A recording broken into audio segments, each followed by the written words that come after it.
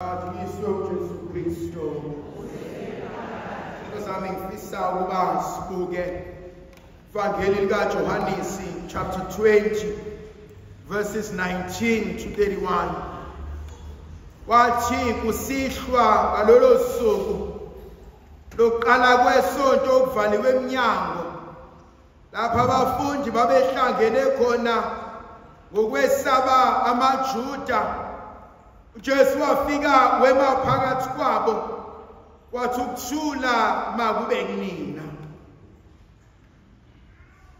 Yangithinta le ndaba wonke lamanye amavangeli elika Marcus, elika Mateyu nelika Lucas bathe ekuseni ngovivi abesifazane bakhuphukela ekushuneni. Bathi abanye lingakaphumi nelanga bakhuphukela ekushuneni, kodwa uJohannes yedwa othi kwathi sekumnyama uJesu wafika phakathi kwabo. Yavuka kumina le nkonzo ethi kuJohannes inkonzo yobumnyama yinto vele akhuluma ngayo. Uthe ehleli kuchapter 13 evangelini lakhe mebaqoqela bonke ukuthi omunye wenu uza kungikhaphela. Bayabuzana, Nkosi ngubani? Athi engithatha lolu qezi lesinkwa ngimnikeze lona, uyena oza kungikhaphela. Hathi obhala kahle maqedane wathatha wanikeza uJudasi. Athi obhala kahle kwase kuba mnyama. Ngiyuthanda lo mhlabeleli uthi Jesu langa lomphefumulo wami, athi akumnyama lapho ukhona. Kuthe sekumnyama, kuthe sekuqinene, kuthe sebesaba, kuthe bengasazi bazokwenzani, kuthe sebedidekile. Luke chapter 24. Amadoda afulathela iJerusalem abheke eMawusi. Inhliziyo zabo idangele, ubuso babo budikibele, babheke phansi. Yilo nalo ududuza omunye, yilo nalo akazi kwenzakalani, aqhamuke phakathi kwabo kodwa bambona. Ufuna ukuhlala enkonzweni yokuthi khona isigaba esifika empilweni sethu la kwamnyama khona. Khona isigaba esifika empilweni yethu la singazazi khona negama lethu. Khona isigaba esifika empilweni yethu la sihlaniseka khona imphefumulo, la sihlaniseka khona nenhliziyo. Khona isigaba esifika empilweni yethu engathi ungaphenduka ube ingane. Izwi likaNkulunkulu kuthe kusemnyama sayivaliwe nemnyango. Ngoba khona isigaba ukuthi makwenzeka izinto engathi ungahamba uyayivalela ekhosombeni lakho, engathi ungavala amakhethini, engathi abantu bangaze bathi ugodukile. Awusavuki. Beyazi inkonzo yokuba nzima ukusuka embhedeni wakho, beyazi inkonzo yokukhala kocingo, ulibheke ulibuke uthi not now. Sebeyivalile iminyango. Beyazi inkonzo yokushawa yinto yokuxakaniseka entweni, kodwa ukwazi ukutshela omunye umuntu ngoba ngeke ayiqonde impo obhekene nayo. Omunye uthi uyamxoxela, uthi uyambikela, ayenze light into ehlapha ngaphakathi. Uzuyisolo ukuthi ngimtsheleleni usibanibani useyenza ihlaya lento. Ngimtshela uyamazi umuntu othi umkhuluma naye athi wena uhlezi ucomplaina, athi wena uhlezi ukhala, wena uhlezi ubalisa, kanti akakwazi ukujula kwesilonde siwena. Izwi likaNkulunkulu wafika kumnyama, wafika icapha ivaliwe. Sipho sokuqala abanikeza sona athi ukuthula makube phakathi kwenu.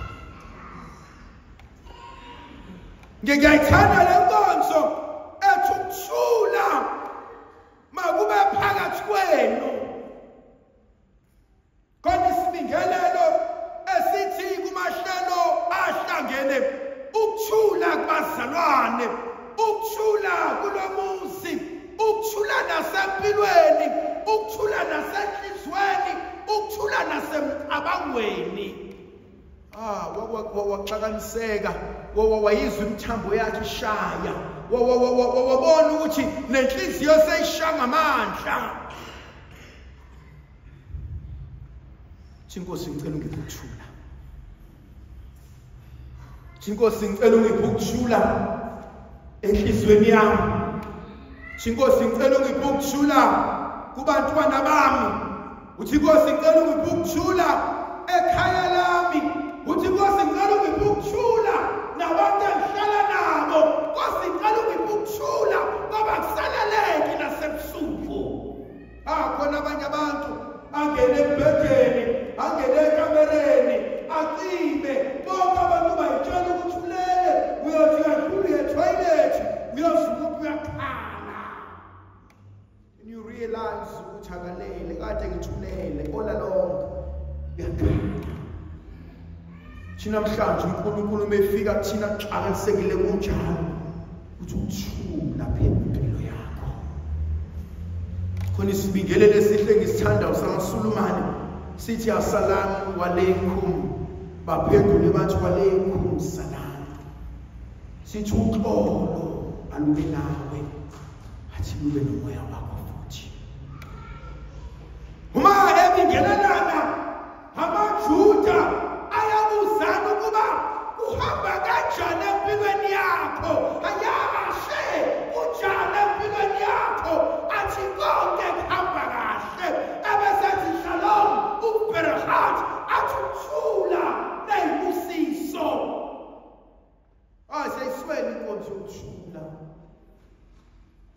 Umuzwa omunye umuntu ethi for peace sake cela ungabisakhuluma,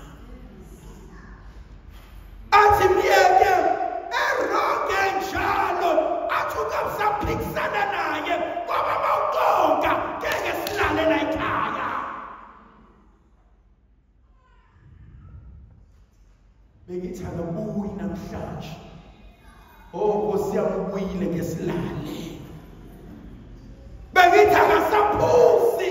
Nkosi yami ngeke silale, sogijinyiswa sibuka omakhelwane.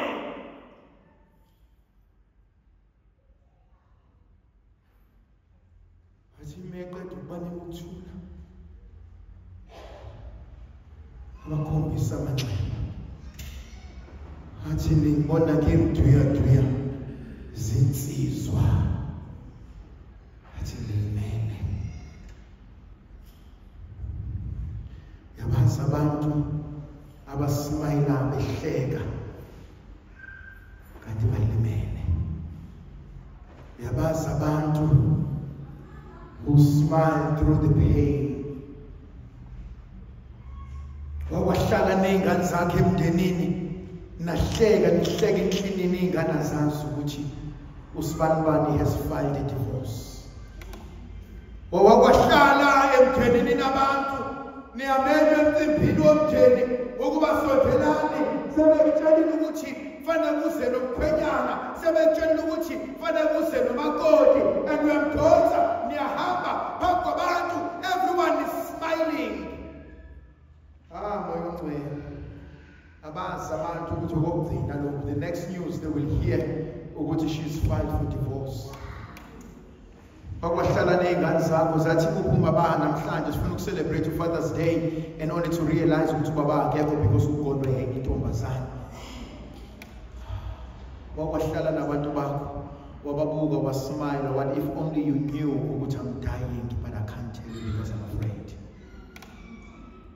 Khona inkonzo uJesu. Chinaka manxeba.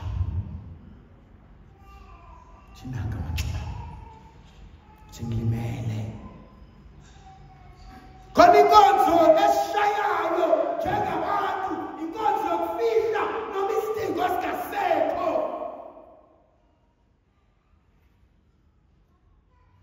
We want to maintain a standard even when there is no need. Asifuni umndeni wazi ukuthi ubaba akasasebenzi, and so every morning uyavuka ubaba ahambe ayoyalusa. Because we can't accept ukuthi umndeni wazi ukuthi ubaba akasasebenzi. We can't accept ukuthi umndeni understand ukuthi le moto kumele ngiyidayise, I need to downsize. We can't make them understand ukuthi lo muzi mukhulu, I can no longer afford. Sesaba.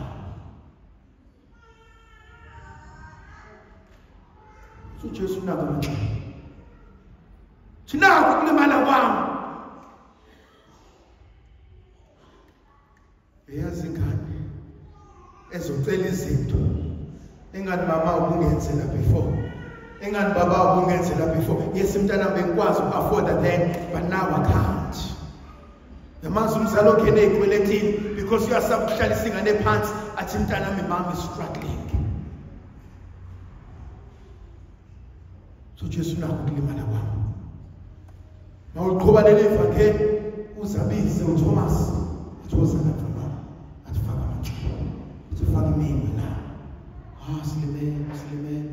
But we live in this oblivious reality, and so we've come so immune to the pain. Yamanzi umuntu olimele adlale noma elimele asayijuluke sekhohliwe. uJesu nakho kwamkulimala. Antinto uJesu meqedwe ubakhombisa maqedana athibona athi noma ngibele athi noma ngishe athi noma maceba athi noma ngihlaliwe ukuthula makube kunika.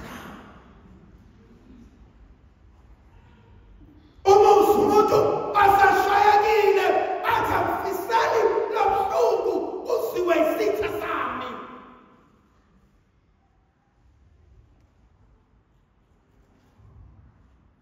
Azathi omunye angifuni ingane sami idlulela. Funa abantu ababuzwa lobuhlungu. Jesu ukuthula kube kunina.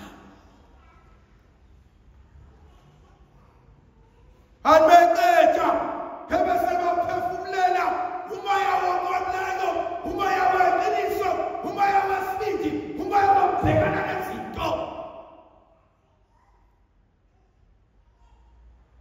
Athi umpostoli Pawulo athi singenza konke, athi ngoKristu ongamatlethu. Athi ucula kahle, athi ngokwami ngehluleka Nkosi. Athi ngokwami ngikwazi ukusenzela. Siyawadinga Baba amandla, athi siyawadinga Jesu, athi siyawadinga amandla.